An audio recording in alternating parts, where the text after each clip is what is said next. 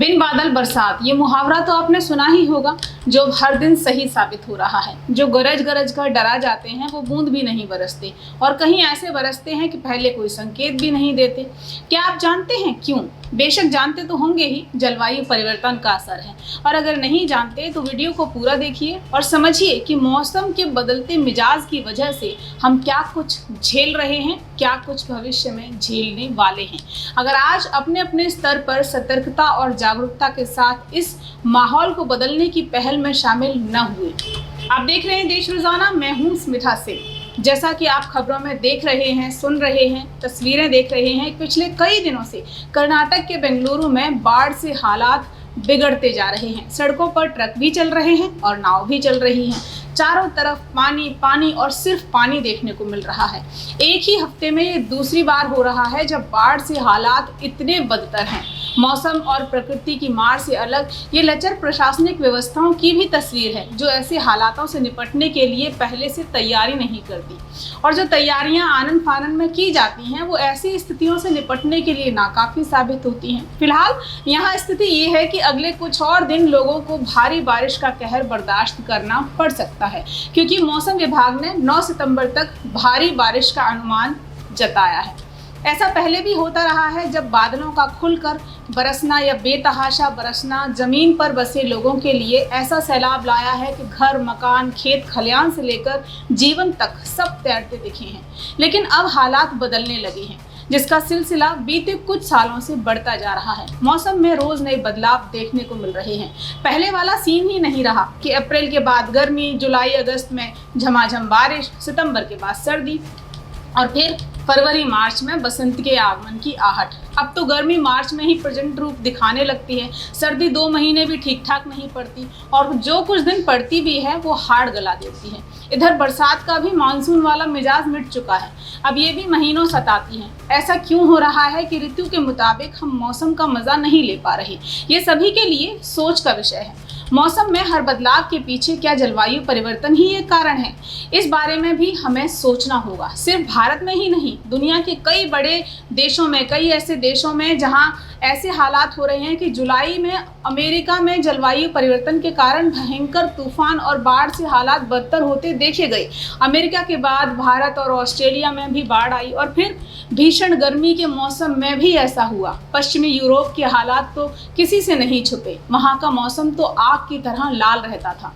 वैज्ञानिकों ने उस पर रिसर्च किया और अभी कर भी रही हैं। तो एक बात सामने आई जो सभी को सोचने पर मजबूर करती है कि जल चक्र प्रचंड रूप ले रहा है, और सजग होने की जरूरत इसलिए है क्योंकि ग्रह के गर्म होने के साथ ही इसकी उष्णता, प्रचंडता और बढ़ती जाएगी। जलवायु परिवर्तन पर बनाई गई समिति ने साल 2021 में एक रिपोर्ट पेश की थी, जिसमें बताया गया था कि वैश्विक तापमान बढ़ने के साथ साथ बारिश और सूखे जैसे हालात पैदा होंगे। IPCC यानी intergovernmental panel on climate change की 2021 की छठी आंकलन रिपोर्ट के पहले भाग के मुताबिक पृथ्वी की सतह का औसत तापमान अगले 20 साल में यानी 2040 आते आते 1.5 डिग्री सेल्सियस और 2050 तक 2 डिग्री सेल्सियस की आंकड़े को पार कर जाएगा। ये क्यों हुआ?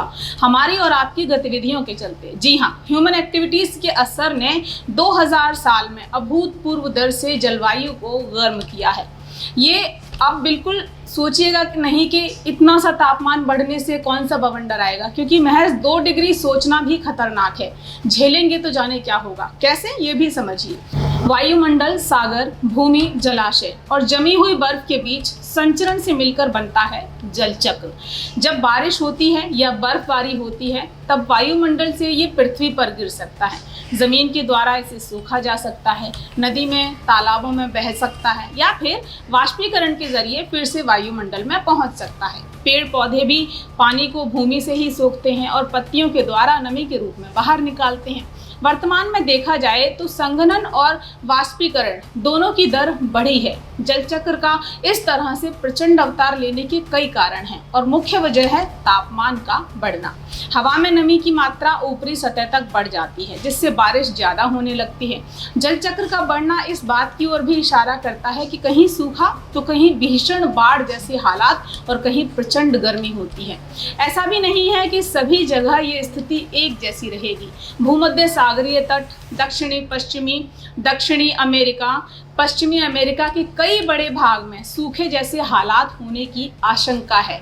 वैश्विक स्तर पर देखा जाए तो दुनिया के हर एक कोने में 1 डिग्री सेल्सियस तक तापमान बढ़ोतरी से हर रोज प्रचंड संघनन की दर में लगभग 7% ज्यादा होने का अनुमान जताया गया है। वैश्विक तापमान में बढ़ोतरी का ही एक बड़ा असर है कि 1901 से 1971 की तुलना में समुद्र स्तर में 3 गुना ज्यादा वृद्धि हो चुकी है। अंटार्कटिक सागर की बर्फ 1000 साल में सबसे कम जमी है। समुद्र का स्तर लगातार बढ़ रहा है क्योंकि बढ़ते सतही तापमान के असर से पानी गर्म हो रहा है, और जब पानी गर्म होता है तो फैलाव लेता है, यानी महासागर ज्यादा जगह घेर लेंगे, जिसका असर भविष्य में ये होगा कि तटीय कटाव के चलते समुद्र के आसपास और निचले इलाकों में गंभीर बाढ़ का खतरा बढ़ जाएगा। पहले जो तूफान, चक्रवात इक्के दुक्के सुने जाते थे, आज अक्सर सुनाई देते हैं। भविष्य में इनकी गिनती में भी इजाफा देखा जाएगा। धरती के इस बढ़ते तापमान के और भी कई बदलाव भविष्य में नजर आएंगे, जैसे पहाड़ों पर ग्लेशियर कम हो जाएंगे। जिस मौसम में पहाड़ बर्फ की सफेद चादर से ढके होते थे वो भी कम दिखेंगे। अभी भी हमें पहले के मुकाबले कम ही दिखते हैं। बर्फ जल्दी पिघलेगी। जैसा कि IPCC की रिपोर्ट में बताया भी गया है कि ग्लोबल वार्मिंग का हिमालय सहित दुनिया भर की पर्वत श्रृंखलाओं पर गंभीर प्रभाव देखा जाएगा। पहाड़ों की हिमांक के स्तर में बदलाव होगा और आने वाले वक्त में हिम रेखाएं पीछे हट जाएंगी। हिम रेखाओं का पीछे हटना और ग्लेशियरों का पिघलना ही जल चक्र को बदलेगा। होगा क्या? हर इलाके में मौसम के विरोधाभासी बदलाव देखे जाएंगे। बरसात का पैटर्न चेंज हो जाएगा, बाढ़ बढ़ेगी और करोड़ों लोगों के जल संसाधन पर इसका असर दिखेगा। खासकर हिमालय के राज्यों में भविष्य में पानी की कमी और बढ़ जाएगी, और देखा जाए तो ऐसे असर नजर आने भी लगे हैं। अंदेशा ये भी है कि भविष्य में वार्षिक और ग्रीष्मकालीन मानसूनी बारिश दोनों में बदलाव देखा जाएगा, यानी जितना ग्रीन हाउस गैसों का उत्सर्जन होगा उतना ही ये असर ज्यादा होता जाएगा। आपको बता दूं कि भारत दुनिया का तीसरा सबसे बड़ा कार्बन उत्सर्जक है, जो भविष्य के संकटों की आहट पर वैश्विक रूप से निर्धारित मानक से कहीं ज्यादा कमी कर रहा है। लेकिन ये नाकाफी है। अभी पर्यावरण हितैषी होने के लिए हमें और सतर्क और शिष्टाचारी होने की जरूरत है, ताकि पर्यावरण के प्रकोपी रूप से बचाव के लिए समय रहते भारत शुद्ध शून्य कार्बन उत्सर्जन के लक्ष्य को हासिल कर सके, वहां तक पहुंच सके। आपको बता दूं कि दुनिया के सबसे बड़े कार्बन उत्सर्जक चीन ने भी साल 2060 तक शुद्ध शून्य उत्सर्जन का लक्ष्य हासिल करने की घोषणा की है। ऐसे में जरूरत है बड़े पैमाने पर हो रहे ग्रीन हाउस गैस उत्सर्जन को कम करने की, बल्कि नेट जीरो उत्सर्जन की, यानी हमारी सभी ऐसी गतिविधियां जो कार्बन उत्सर्जन में अहम भूमिका निभाती हैं, उन सभी को हमें कोशिश करके जीरो के करीब लाना होगा, शून्य करना होगा। अगर भविष्य को इन परेशानियों से मुक्त देखना चाहते हैं तो पर्यावरण मानकों का सख्ती से पालन जरूरी होगा। क्या करें? फ्रिज, कूलर, AC और ऐसे ही दूसरी कूलिंग मशीनें जो हम बहुत ज़्यादा इस्तेमाल करते हैं उन्हें कम करना होगा। उद्योगों और रासायनिक इकाइयों से निकलने वाले कचरे को रिसाइकल करना होगा, दोबारा से उपयोग में लाने के लायक बनाना होगा। जंगलों में लगने वाली आग को रोकना होगा, और सबसे महत्वपूर्ण, ज़्यादा से ज़्यादा पेड़ पौधे उगाने होंगे। मानव जनित कार्बन न्यूट्रल और वैश्विक तापमान में स्थिरता के लिए ये सबसे ज़रूरी और अहम पड़ाव है कि पेड़ों के अस्तित्व को कायम रखकर ही हम मानव अस्तित्व की कल्पना कर सकते हैं। हमें ये हमेशा याद रखना होगा कि प्रकृति से हम हैं, हमसे प्रकृति नहीं। इसलिए अपने अस्तित्व की रक्षा के लिए हमें अपने प्रकृति प्रेम को खुद में सदा जीवंत बनाकर रखना होगा, और नई पीढ़ी को भी ये पाठ पढ़ाना होगा कि प्रकृति बिना प्राणी का कोई अस्तित्व नहीं। जीवन चाहिए तो जल, जंगल और जमीन का संरक्षण, संचय ही हमारा पहला लक्ष्य, उद्देश्य होना चाहिए। अभी के लिए इतना ही। देखते रहिए देश रोजाना। चैनल सब्सक्राइब नहीं किया है सब्सक्राइब करिए, वीडियोस को लाइक और शेयर करते रहिए। कमेंट्स के लिए कमेंट बॉक्स का इस्तेमाल करिए, और आप किस तरीके के वीडियोस देश रोजाना पर देखना चाहते हैं, अपनी प्रतिक्रिया कमेंट बॉक्स में हमें ये सब बता सकते हैं। अभी के लिए इतना ही। फिर मिलूंगी किसी नए मुद्दे के साथ। देखते रहिए देश रोजाना।